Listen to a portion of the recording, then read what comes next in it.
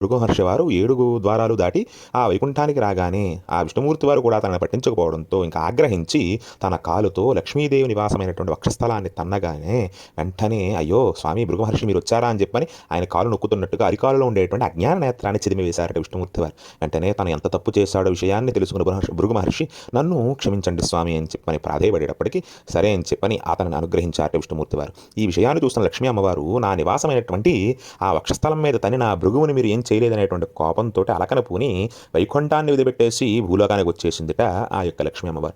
ఆ అమ్మవారి వెంటే వెతుకుతూ ఆ యొక్క విష్ణుమూర్తి వారు కూడా భూలోకానికి వచ్చారట. ఆ అమ్మవారి కోసమే భూలోకానికి వచ్చినటువంటి స్వామి అమ్మవారిని వెతుకుతూ వెతుకుతూ అలసట వచ్చి ఒక ఈ నారాయణాద్రి కొండ దగ్గరికి వచ్చి అక్కడ పుష్కరిణి పక్కన ఒక చింత చెట్టు కింద కూర్చొని ఉండిపోయాట. ఆయన ఆకలి దప్పికలతో బాధపడుతూ ఉంటే ఆయన మీద వల్మీకం అంటే పుట్ట కట్టడంతో ఆయన ఆకలిని తీర్చడానికే బ్రహ్మ ఈశ్వరులిద్దరూ కూడా ఆవుదోళ రూపంలో అక్కడికి వచ్చి స్వామివారి మీద క్షీరధారణ కురిపించారట. అది చూసేటువంటి పశువులు కాచుకునేటువంటి వారు నా ఆవు పాలన్నీ ఎవరిలా తాగిస్తున్నారని చెప్పిన గొడ్డలు విసరిగా ఆవును రక్షించబోయి స్వామి అడ్డు వెళ్ళగానే ఆయన యొక్క నుదురు పగిలేటప్పటికీ ఆ రక్తం ఊడుతున్నటువంటి స్వామిని చూసి అలా నడుచుకుంటూ కొంత దూరం వెళ్ళారట స్వామి. అక్కడ ఉకులామాత చూసి స్వామివారిని తన చెంత ఉంచుకుని ఆయనకి చక్కగా మర్యాదలన్నీ చేసి తన సొంత కన్నబిడ్డ వలె చూసుకుంటుంది. కొంతకాలానికి ఆకాశరాజతనైనటువంటి పద్మావతి అమ్మవారు ఆ యొక్క రాజ్యంలో ఉండేటువంటి పుష్పకవనంలో ఆడుతూ ఉండగా అక్కడికి అటుగా వెళ్ళేటువంటి ఒక ఏనుగు ఆ యొక్క పుష్పవనంలో వచ్చి వీళ్ళని భయపెడుతూ ఉంటే స్వామి వెళ్ళి ఆ యొక్క శ్రీనివాసుడిగా మారినటువంటి స్వామి ఆ ఏనుగుని అక్కడ నుంచి ప్రాలతోడేట.